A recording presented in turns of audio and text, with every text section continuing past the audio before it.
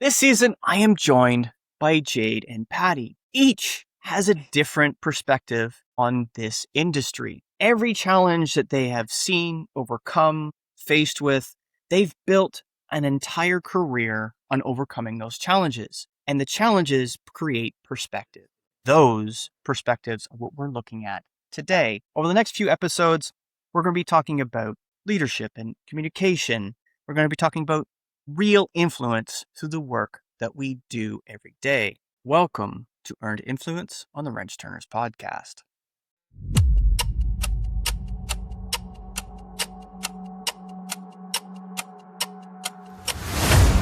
Build it up. So Jade Price and Patty Ruggia and I are going to ask each other questions today on this season 4 of Earned Influence. And we're going to discuss the importance, the correlation, the relevance, the background, the history of why they asked that question and the answer to those questions on Earned Influence today. Patty, I think I'd like to see you ask your question first.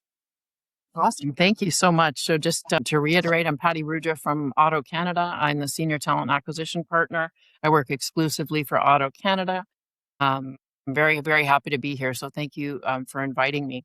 So the question after you and I chatted, thank you for the foresight, is success in a shop is historically measured by speed, diagnostic accuracy, and wrenching expertise, obviously. How can a shop foreman be trained to view empathy and emotional intelligence or soft skills, not as soft optional extras, but as hard operational tools, just as critical as a diagnostic scanner? So that type of training, hands-on, we all understand that. Did he or she do their job right? Did they show up for work on time? Those are two separate things. So soft skills as a automotive recruiter for many, many years is something that isn't always looked at as important because we're looking for journeyman technician and journeyman technician or journey women.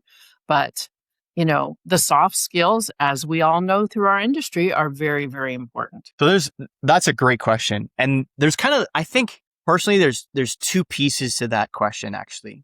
You got the understanding how to train for it. And then there's also kind of how to look for it, right? Because as a recruiter for you, there's probably different things that you have access to. But there's only so much that you have access to as a recruiter. And it doesn't matter whether you're in recruitment or, as there are some recruiters who watch the show, or whether you're a single point or a group looking to hire people into your facility. Because it doesn't matter what industry we're talking about. I think we back that truck up even a little bit more and generalize a little bit more. How do you ensure you're hiring and keeping and training leaders to have empathy? You have to understand what it looks like in the interview and the onboarding process, as much as how to either improve it, create it, whatever the case may be once they're in the shop, because they may only have a little bit, but you need a lot of it, right? So there's a whole lot of pieces that we can dissect there. Jade, I'd love to hear your opinion on this and kind of your background on this, because this is something that I think both you and I, especially as technicians, have seen, right? Like, what does a shop foreman or what does a technician in the shop look like who has empathy, right? And specifically from your knowledge for you, and your experience for you, what have you seen that those shops do in order to train for empathy? I think a lot of it is down to people skills and learning from each other and seeing how you create the bond with the technicians or like the service team or the parts team. I think just having that communication is a good way to learn, because I feel like with stuff like this, it's not like a step-by-step guide. It's kinetic learning. You adapt and, one person's empathy might be different to another. How you receive it might be different from one person to another. So I think it's just more a case of getting to know someone, getting that bond, getting that communication right to build that companionship, to know how to deal with it. So then you can progress on whatever situation there may be to make it so it flows, not just with that one person, but as a whole sort of collective, because you need to make sure that, it might annoy him or she might be happy and he might be sad about it. It's how you're going to find that nice balance that everyone's happy. It might not be the same outcome, but everyone's in somewhat of a happy case where you can just sort of keep it going and keep the flow going, keep the rhythm going and make sure no work's affected. So I think it's just more a case of kinetically learning, not a step-by-step process that you can do, if that makes sense. Yeah. One of the things that you're saying kinetic learning, and I like that because it's a series of things that'll transpire, a set of physical actions that transpire in the shop for the shop to understand what the leader is doing, what the leader is meaning, what their intentions are. And we talk a lot. Technicians, we like to talk a lot. And the challenge becomes having someone who is capable of getting us to do things, right? That kinetic, I think that really, I like that word in this context, because if you have someone who is capable of getting people to do things, especially things that they find boring or that they don't necessarily want to do, I think that really shows their empathetic ability, because we use the phrase in sales, on the sales side of things, is we buy from people we know, like, and trust. I think the same thing technically applies in leadership, that people follow people they know, like, and trust. And I mean that from a physical standpoint. From your perspective, kinetically, we follow people. They have influenced us to do the thing they want us to do because we know, like, and trust them. That is basically that earned influence through kinetic action of the leader. I appreciate that. I like that. That's a little different perspective. I like just thinking about it conceptually like that is different. Is there an example that you can give of something that either a senior technician or a shop foreman or even a service manager, is there something that you can give an example of that kinetic action that they took to either influence you in what you did in a positive way? I think I got my voice throat then. I think for me, like, I suffer from something called endometriosis. So I struggle with a lot of heavyweight stuff. So as me being the only female in the workshop, males aren't going to understand that endometriosis and, what can trigger it and whatnot. So I think when I'd sat down with my workshop manager and I said, listen, these are the things I can do. These are the things I can't do. In order for me to be able to work efficiently and to keep going and to keep me in work, I can't do X, Y, and Z. I understand it's going to rub some people the wrong way who don't have, this lifelong condition, but I also want to keep everyone happy at the same time. So I need to find some sort of balance. So I know that this is my limit. And he was very understanding. And I think once the other techs had realised, and he was like, this is something that she can't cure. It's there. We need to help each other and whatnot. If I did come to a situation where something was heavy, because he's given that support to me and made sure that I was okay with the other technicians knowing and whatnot, when they've seen me where I look like I may have been struggling, and in my head I'm like, I need to do this, I need to do it for me, I need to not let anyone down or make anyone else suffer, they've come into play and gone, relax, we're going to help you, because they've then understood. And I think that's where I say it's from more the kinetic side of things, because it's the communication. It's not A, B, C, this is the steps that you have to follow. They've took that on as, as the support. And because they're supporting people like you's just saying, then, like, we buy from who we trust, you're going to work harder for someone you've got that trust with more ways than one. If you know that that person's going to look after you, you look after them. It's that same whole concept of treat people how you want to be treated. So they know that I would have done the same for them if the shoe was on the other foot. So they've given me that support. So I think majorly for me was when I'd first got my endo diagnosis, and they were all great. And even still now, where I am now, they're all great. They're all understanding. They don't question it. That's awesome. Thank you for sharing that first and foremost. I appreciate that. Endometriosis is painful. It's painful. For those who don't know what it is, I would highly recommend, if you don't know what it is, Google it, spend some time in it. I would suggest there's quite a few women on the planet who are suffering from endometriosis, and I use that word literally, suffering. So anyone that has the mental fortitude to continue to do something that is difficult, like Jade has, and working in our field, doing the hard, heavy things as much as she can, staying with it, even with the diagnosis, having the courage to talk to leadership about those things, because the leader has instilled enough respect and trust into Jade, that Jade feels that she can trust the leader. We're talking about how to train leaders, how to improve, and how to get them to value the soft skills. It's having conversations, and I say this thousands of times, the one-to-ones, those private one-to-ones, the more that you can acquire from a team player, and I say that literally, a team player, and have a trust built between the two because you genuinely care through action, through kinetic action. They then trust you to share things that in stopping them. We have leaders I don't want to use leaders. We have bosses on a regular basis who regularly complain about people not wanting to work. It's online everywhere. We have a whole generation of people who don't want to work. And yet we also have, and I respond with that is, it means that we have a whole generation of bosses who aren't willing to listen. We have a whole generation of bosses who don't want to listen. When we have people out there like Jade in the shop, and there are lots of them, there is roughly 7% of the population mechanics are women. That's still a large enough number to say that's a lot of women. And considering if I can get this wrong and somebody can fact check me on this, but if I'm not mistaken, somewhere between 30 and 40% of women suffer from endometriosis to some degree. Some significantly worse than others because there's varying degrees of it. But that means roughly 1 in 2. So if you think roughly half of the mechanics that are women on the planet have endometriosis and are still putting in the work every day, we don't have a generation of people who don't want to work. We have a generation of people trying to figure out how to still work through pain. So that's just from the female side in the shop. So talking about how to train leaders to have empathy, you need to teach them to listen. And reality is we don't teach people to listen.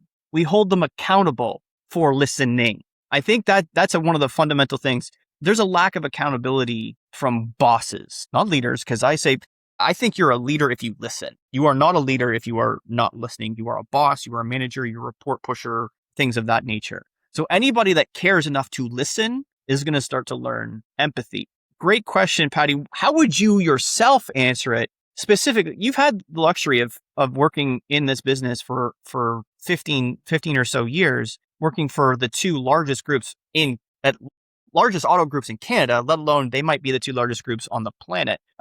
From your perspective, when you're hiring, from your perspective, from the feedback from the service managers, when you hire for shop foremen, when you're looking for empathy, what are you seeing the groups doing to train empathy or hire for empathy or both? Thank you. And for most of the time, as you both know, that a shop foreman will come up into a shop, right? So they may have started there as an apprentice, they've got their journeyman status there, and they've graduated into a shop foreman role. So that's one aspect. And, a little bit more infrequently do we actually recruit for a shop foreman, because there's usually, and even if we do, they might come and say, this guy's going to take the role, or girl is going to take this role. So what happens is for the most part, and maybe hopefully you may or may not agree, if they've gotten that job, they've been promoted or hired into that role because of their skill. Like we're talking about diagnostics and speed, and they've got great track record and tenure with their former or current team, and they move into that role. And then it's like, wait a minute, we have a communication problem. So one of the first things that you said, Jade, when you answered the question was, it comes down to communication. And I think that's really key.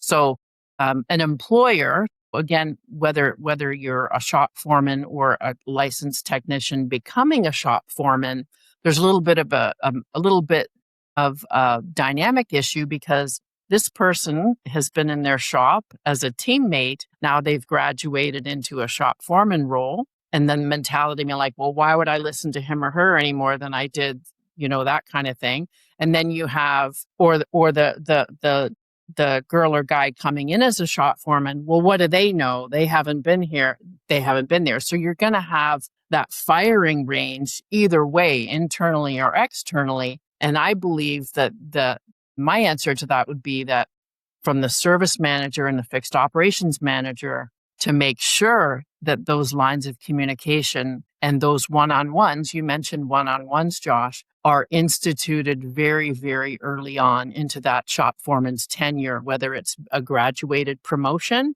or whether it's somebody coming in externally. So again, we've both talked about one-on-ones, and you've mentioned communication. That's very, very key. And that can come back to my initial exposure to a technician, whether I've passively recruited or contacted a resume that's applied through our HRIS system. How quickly do they get back to me? And if you think I'm just leaving voice messages, you're wrong. I leave a voice message, I email them, and then I text them, because most people aren't answering the phone to a number that they've never seen before. I know you guys and girls in the shop aren't necessarily sitting in front of a laptop all day looking at your emails. So I email, text, and call, and whoever gets back to me quickest is usually the person I can judge on motivation at how quick they're going to get back to me. And then it comes down to, and I know, Josh, we've talked about this before, did they show up for the interview? No shows. Are they really motivated? And did they show up for my phone call? Did they show up for the in-person interview? Did they show up on their first date? Because those are very, very real things. So there's an indication from my initial exposure. I'm not able to articulate their skill in diagnostics or, brake repair, but I'm able to gauge somewhat of the personality in that initial communicative discussion that I've had with them. And then if they graduate into a shop foreman role, then that's where that communication is key. So it's almost like we're talking about communication today, right? Mm-hmm. So at the end of the day, so I don't know if that makes it's sense. It's interesting. Almost every episode of this series of Earned Influence has come back to communication in one way or another, how to improve it. And like you said, there are those who do and those who don't answer quickly, and those can be signs of certain things. I know I'm one of those people where I'm really bad at getting instantly back to people, or even quickly back to people for the most part. I get between 500 and 600 messages a day between social media stuff with all the content that I produce, full-time job with work and Slack messages and emails, and then the public group chats that I have. And I have 6-7 group chats that I'm a part of on a daily basis, including the stuff that I do for coaching for my son's soccer team. So just making sure that I don't miss things is a challenge from my perspective as someone like me and doing what I do. Now, not everybody coaches and does content and has a full-time job and also does administration for my wife's business. So not everybody does that much and has that much coming in, but at the same time, how people respond tends to judge how much they care about either the person or the thing or the project or so forth, and where it falls in the priority, right? I love having my show. I love being able to talk to you folks, and I love having, being blessed enough by God's grace to be able to do these things, but it's not my top priority across the board. My top priority, Jesus, my family, my full-time job. Those are the things that provide for me the most. Everything else comes after those things. And I deal with those things in that order. Sometimes I'll go days without responding to a DM. Sometimes I'll go a week without responding to a DM because sometimes I get 50 of them a day just on LinkedIn for one reason or another, whether I'm having active conversations and whatnot. But like you said, it's a way for hiring managers of any kind, whether it's recruitment or whether it's a service manager who's doing all the things themselves. You guys need to have some kind of judge of character off rip. Now, if you're looking for to hire a leader for your shop, you are actively looking and they are actively seeking. And if you have a conversation going back and forth, and that conversation back and forth then takes 4 days before they respond, you know where their priorities for you is. Amen. Right? Jade, I would suggest that that's something you've probably experienced as well from being in the shop, having leaders or bosses in the shop to some degree or another, whether it's service manager or shop foreman, whatever the case may be. Yeah. How well or how quickly someone responds to you kind of really exemplifies what they do and how they treat the shop. Is that also your experience? Yeah, I mean, I've been quite fortunate with the ones that I have had and have. The ones I've had and the ones I have. But going from, past experiences, I think when you say about training, when you say about communication, I see it a lot on LinkedIn as well. A lot of the managers and, the big bosses, they already exclude themselves because if you read the posts, it's my team's done this. It shouldn't be in my team. It should be our team, us as a team have done this. Because if you're saying it's your team, you're already not involved in that. And I think a lot of the time, they tends to I probably say it kind of seems a bit ego, but that might be wrong. But because they're the boss, they don't have to put that hard work in, but they'll do the post on LinkedIn and get the glory of everyone being like, oh my God, well done. But what about them individuals? And I think this is where you find that issue of, the lack of kinetic learning of your team, because they're seeing stuff like that. Half the time, the people aren't tagged in it that have done that physical work themselves. And that'll be technicians, arts, the workshop people, the managers. This is like the bigger bosses. Like, what do they do to put that work in? Because you'll find that sometimes they'll be like, right, we've got loads of overtime, everyone get in. And not everyone will be able to do it, but the people will be able to do it. And then all of a sudden it's like, yeah, we've got no overtime this week, but we still want that same amount of work doing crammed into your full day. And then so left over. But then it's like, but then why can't you stay? Well, if we were a team, you should be here helping, not just being able to do the post about it. If we're a team, we all do it. It's interesting you say that. That's really interesting you say that, because it's a challenge, right? I try to look at all three perspectives, the team's perspective, the individual's perspective, and then the truth of the whole thing from 30,000 square feet. I understand that people who are in manager level positions, doesn't matter how high the scale of manager is, we have that ambition to grow and to do more and to lead more and so forth. So there's a fine line between that personal branding of, I need to show the world what I'm doing so I get more opportunities, and this is my ego, look at what I've done, right? There's that fine line between the two. And back to communication, words matter, right? You use the difference between my team and our team. Those subtle changes, Patty asked a question about how to identify and subsequently how to train empathy in leaders who, whether we're getting a technician to transition to shop foreman or a shop foreman to service manager, it doesn't matter. It's how do you find people with empathy as a leader to hire them, or how do you train empathy into someone? And that's a really great example. That one phrase, Jade, is probably the most impactful thing for everybody out there listening to grasp. Those small words matter. My team versus our team. Understanding that you are a part of the team and you should be part of the team and you should be putting in just as much effort as a team. No, you don't need to be out there turning wrenches. But if you're not putting in the work to ensure that everybody is successful, you're not putting in the work to make sure everybody has the right training. You're not checking in on Bobby, Joe, and Steve to make sure that he is doing whatever they need to do that's best for them. To Jade's example, if you're not putting in the work to make sure that, say, Jade can do the job to best of her ability so the shop can be successful, so that she can be successful, that is that difference that we're looking for, that small micro piece. Learning communication and understanding that the words matter and understanding what words you should be using. You need to start believing them as well. It's not just using my versus our, it's understanding what they mean, believing that that's how it shouldn't be doing, and how you should conduct yourself kinetically in the shop. I really appreciate that. Patty, that's a great question. That's a great question. I think at some stage we need to talk about that at length. I want to get the TEML boys to talk about that at length, because that is potentially a very impactful perspective that I want them to share. So I'm going to pass that on to the boys to talk about that later. Could I interject something? Go right ahead. Could I? I just wanted to it's always very important to me, soft skills and, work relationships, personal relationships. And why do humans are messy, emotionally, dynamically, and what might work in one shop doesn't work in another shop, depending on the personality. We drive by a dealership and we go, oh yeah, they fix cars in there. But when you look at the human dynamic and whether it's endometriosis or a separation or something else going on in somebody's life, we often forget of the complications of the human dynamic. And that's why do you think robotics is so popular? They're trying to, in AI, it's like robots are a little bit more dependable. If they can ever figure out how to have a robot change an oil, we're in a lot of trouble. Or change a tire, because humans we're messy, complicated and messy and wonderful, of course. But yeah, absolutely. And I was a little bit worried about posing the question, because I thought, oh, they'll just think, oh, that's a lame HR thing.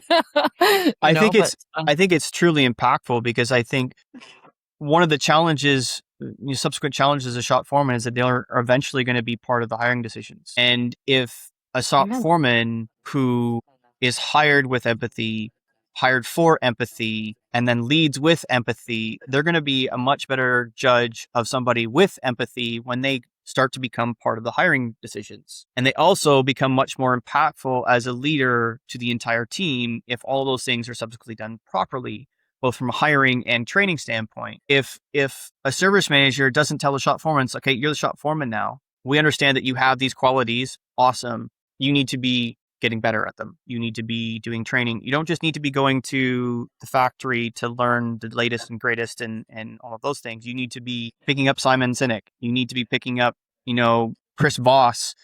I realize Chris Voss is negotiation and sales, but the way he negotiates is through empathy. If you can understand how to communicate with empathy, you can be a great negotiator. If you're a great negotiator, it also means you can influence a lot of people very quickly and very easily. So if they are not being taught to pick up the books required to double down on leadership as much as they are going to the factory to make sure they can help solve all the problems in the shop in terms of tough diagnostic issues like you brought up at the beginning, that's not going to cultivate the kind of atmosphere that's going to be conducive to a winning shop. So I think outside of HR, it's just as important in the shop as it is for hiring people across the board. So I appreciate that question. And I think that's a great way to end this episode of season 4 of our Influence. I hope you enjoyed the show. Please like, comment, and share.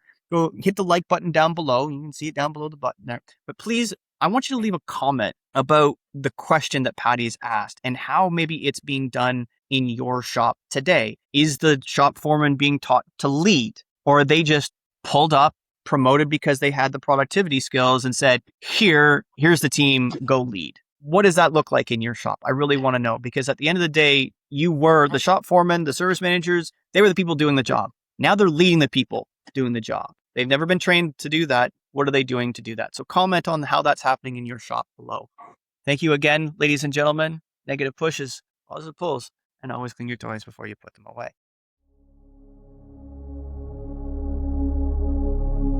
Thank you for watching. Please share, subscribe, and tune in for the next episode.